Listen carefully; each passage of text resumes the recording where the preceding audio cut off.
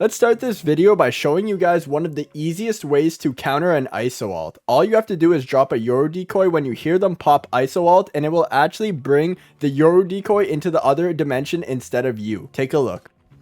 No distraction. Wait, did I just ult his Euro alt? What? Bro, I ulted his Euro decoy.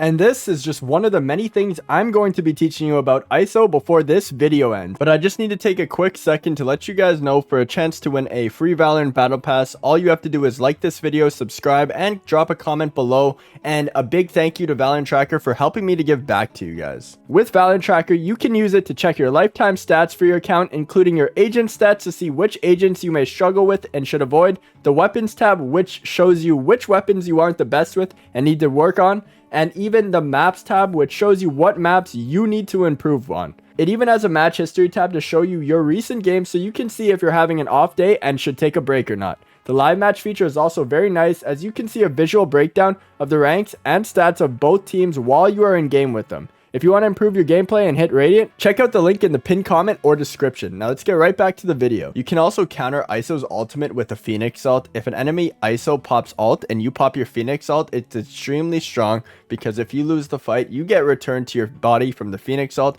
But if you win the fight, you can actually get the frag on the ISO, so you need to be careful when using your ISO ult if an enemy has Phoenix ult. You can also use your ISO ultimate when you are in a man advantage situation, since it drops a visual indicator of where the person's body will return. You can use it and then have your teammates hold the return spot for a guaranteed frag. You can also use his ultimate in post-plant situations to secure a round win.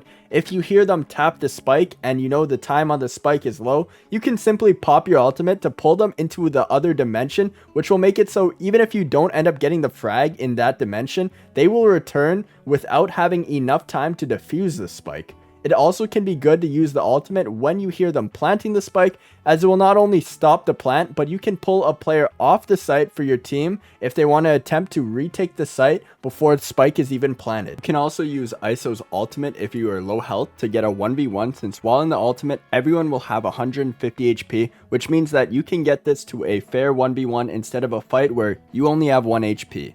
You can also use his ultimate if you think someone is playing lineups or Sova ult, or even Brim ult, for example, to pull them away from the spot to allow for your team to defuse. But when using your ISO ult, make sure that you look at your minimap and make sure that the blue bar on it is in a location where you know that an enemy is at for sure, because if they aren't in this range, it won't grab the person and you'll end up wasting your ultimate instead. Now let's talk about ISO's wall. Essentially how it works is when you throw it, it will move like a harbor wall, but bullets do not go through it at all. While it is good in certain situations to allow you to isolate fights by blocking off certain angles, it is a bit tricky to use since it's not very wide. It won't cover, for example, the entire B main entrance on Sunset, and players can actually peek around it. But in other scenarios, it can be very strong. For example, if you're retaking A on split, you can throw it from screens to block the A main angle off while you push towards elbow. It doesn't last very long, so you have to have a plan of action when using it, because if you hesitate to take the space after throwing your wall, it will fade fairly fast and you won't be able to get any real value out of it. You can also look at your minimap to see how far it will actually travel and what it will cover, so you can get a good idea of where you are throwing it and what it will be blocking. It can also be thrown through walls, so you can use it to help your teammates even if you don't have a direct line of sight on the angle. It can also be really strong in retake situations when your teammate is defusing a spike. For example, if the enemy team plants C on Haven, you can very easily throw your wall towards C long if they are playing long, to block them from spamming through the smoke and getting your teammate off of the spike. You can also use it on commonly peaked angles at the start of rounds if you think they have an op, as it will probably force them to fall off the angle and reposition, since they won't have a shot on the common angle. Now for his undercut ability, it's basically a beam that you fire that makes an enemy take double damage, and it does travel fairly fast. It works similar to a Viper Molly or a Killjoy alarm bot, and you can throw it through walls to help your team if they are pushing them and you don't have a line of sight to directly help them, but it's fairly easy for the enemy team to dodge it if they see it coming by simply just moving out of its way. Of course, there are definitely situations where this ability can be very useful, like throwing it from vents to B heaven as the other team is attempting to push up heaven, as it's a very tight choke point, so it's almost impossible to avoid, but you do need to be careful to aim the undercut ability at the right elevation regardless of where you are throwing it. If you don't aim at the correct elevation that you are planning on it to hit, it will travel straight into the floor and you will get absolutely zero value out of it. Just like the rest of ISO's abilities, you can see where the undercut is going to travel by looking at the blue line on your minimap.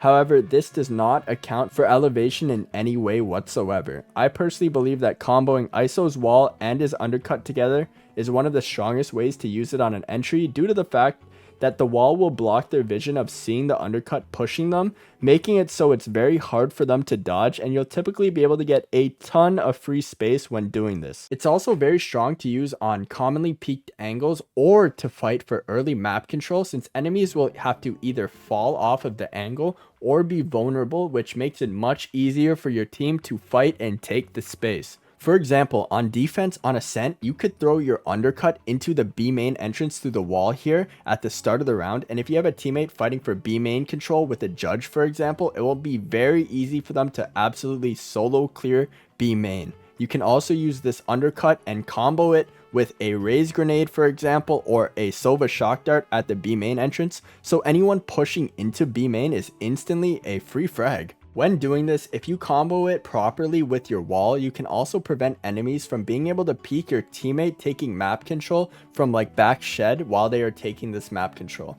After you have the control, you can simply smoke off deep B main, and just like that, you've taken a ton of space from the enemy team.